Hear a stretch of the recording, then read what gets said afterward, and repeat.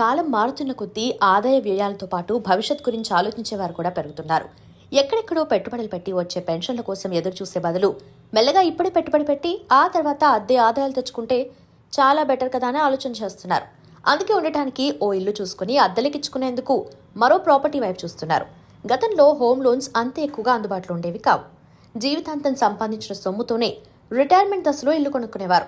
కానీ ఇప్పుడు కెరియర్ ప్రారంభంలోనే జాగ్రత్త పడితే ఇల్లు కొనేసుకోవచ్చు. జీతం పెరుగుతూ ఉంటుంది, కానీ హోమ్ లోన్ ఈఎంఐ మాత్రం పెరగదు. అదే లాజిక్తో 10 ఏళ్లకు హోమ్ లోన్ తీర్చుకునే వాళ్ళు కూడా ఉంటారు. అలాంటి వారు ఎక్కువ మంది రెండో ఇంటి కోసం ప్లాన్ చేసుకుంటున్నారు.